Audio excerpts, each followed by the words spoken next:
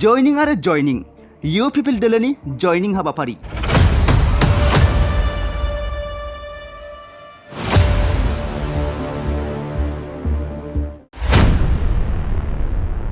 सोरगिदिं बिसायख'थिनि थाखाय गुबुन गुबुन राजखान्थि हान्जाफोरनि थियारि। कक्लाबारि ब्लक बिपिएफ लाइमोन गांखंनि बारग' आफादगिरि राजा दैमारिया इउ पिपल दोलोआव जगदान।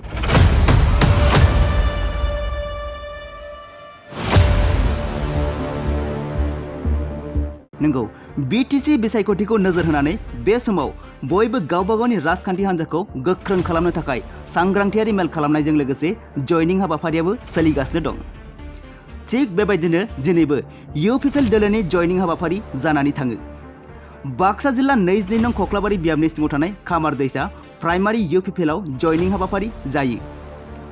कक्लाबारि ब्लक बिपिएफ लाइमोन गांखंनि बारग' आफादगिरि राजा दैमारिया बिपिएफ दोलोनि 3 मावथिफोरखौ लानानै इउ पिपल दोलोआव जयनिं जादों।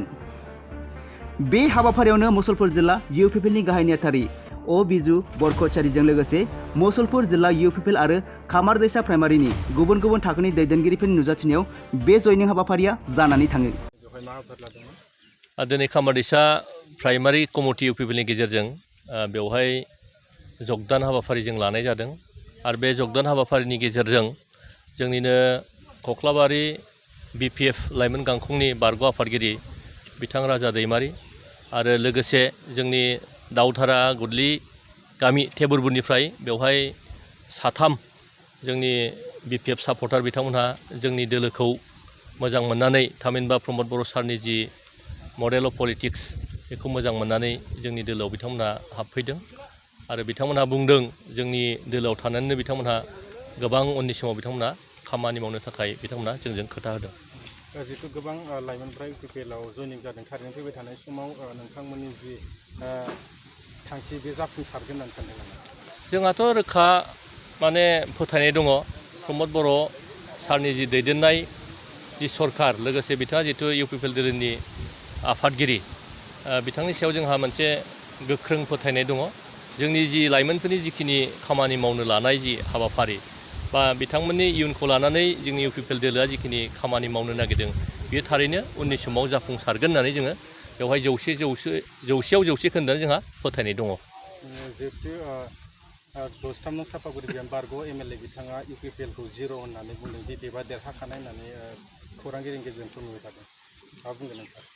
दा दिनैनि समाव बारग' एमएलए बिथां थानेस्वर बसुमतारिया बिथाङा माखौ लानानै बिथाङा बुंदों बेखौथ' जों मिथिला, नाथाय जोंबो दिनै बुंगोन जे दिनैनि समाव जोंनि समस्थियावनो जा बा एन्टायार जि 40टा समस्ति दङ बेवहाय दिनै बिपिएफनि जिखिनि थासारि बे थासारिया जोबोद गाज्रि। दा बेखौ नायब्ला फैबाय थानाय जि बिसायख'थि बेवहाय बिथांमोनहा दि देरहानो हानाय नङा बेखौबो जोङो रोखायै जोङो बुंनो हायो। बिथांमोना खालामनाय लामा दालांजोंनो इउ पिपल लिडारफोरा गारि सालायगासिनो दं होनना बिथाङा बुंदों। बेयो मोनसे मिनिथाव राव। लामा दालां बा बबेबा मोनसे गामिनि लामाफोरा बबेबा मोनसे पार्टिनि नामाव जायो नामा? बेजों गासैबो थाबायनो थाखाय गासैनिबो थाखाय बे लामा दालांखौ मावनाय जायो। दा बेबायदि मोनसे मिनिथाव बे रावजों जोङो दिनै रायजो राजाखौ जोङो थगायनो हानाय नङा। बेनिखायनो बिथांमोनहा मा बुंगोन मा बुङा जानो जानला मोनला रावखौ जों बिथांमोननिफ्राय जोङो बुंनाय जों खोनागासिनो दङ। दिनै इउ पिपलआव मानि थाखाय जगदान? गिबियावनो बड'लेण्ड बुब्लि आरो बड'सा चेनेलखौ नायग्रा गासैबो रायजो राजा नोंथांमोननिसिम आंनि खुलुमनाय जासिहरनाय जाबाय। दा जोंनि बे मिडिया पार्सना सोंनाय बायदि आं फिननो सानदों। आङो दिनैनि समसिमहालागै जेनेबा आं बिपिएफ हान्जायाव दङमोन आरो थाबोनानै आं गुबुन गुबुन बिबानबो लाबोबाय। गिबियावनो आङो प्राइमारि बिएसइउनि जेनेरेल सेक्रेटारि जादोंमोन। बेयावबो आङो गोबां खामानि मावबोबाय, मोजां मोजां खामानि मावबोदों होननानै आङो निजेनो बाख्नायनानै लानो हायो। दा रायजो राजाफोरानो बुंबोदों थारमाने। बिनि उनाव आरो आङो डाइरेक्ट कक्लाबारि ब्लक इउथ बिपिएफनि प्रेसिडेन्ट हिसाबै सायख'जादोंसो। जोंहा इलेक्सन बायदि जादोंमोन, केबिनेट इलेक्सन। बेयाव सायख'जानाय जादों थारमाने। गोबांथा माबादों केन्डिडेट एप्लाइ खालामनायाव।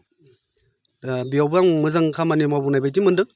निजिनि गोसोजों थारमाने जिखिनि गियान दङ, जिखिनि आइडिया दङ बेखौ बाहायनानै मावबोबाय बाख्नायनायबो मोन्दों आरो गावबो गोजोननाय मोन्दोंमोन नाथाय गोजोननाय मोन्दोंब्लाबो आं दिनैनि समाव पार्टिखौ सोलायनो गोनां जाहैबाय मानो होनोब्ला आंहा बिपिएफ हान्जानि सायाव जेबो गाज्रि मोननाय गैया बे नङादि आं जेनेबा हान्जाखौ गाज्रि मोननानै गुबुन हान्जायाव बारस्लायदों होननानै दा उफाय गैया जानानै फैबाय समानो थिनबाय जोङो मोनसे अपोजिसन पार्टियाव थाबाय थानानै जोङो जोंनि जेनेबा दा प्रेजेन्ट सिटुवेसनखौ जोङो जेनेबा जि मोजां लुबैदों जि मोजां खालामनो सानदों बेखौ मावफुंनो हानाय नङा मानो होनोब्ला जोङो दिनै मोजांब्लासो गाबोन मोजां जागोन आरो मैयानि गाज्रिनि थाखाय जोङो दिनैनि मोजांनि खाबुखौ खोमाना लानो हाया बेनिखायनो आङो इउपिपिएल दोलोआवनो थानानै जिहेथु इउपिपिएल दोलोनि गोहोखौ नुहुरदों जेनेबा प्रेजेन्टआवबो आरो इयुनावबो जोंहा सरकारखौ दानो हाबाय थागोन लोगोसेनो जों समाजनि बा जाखांफुनाय लाइमोनफोरनि जानानै फरायसा फरायसुलिफोरनि जानानै जोङो मोजाङै खामानि मावलांनो हायो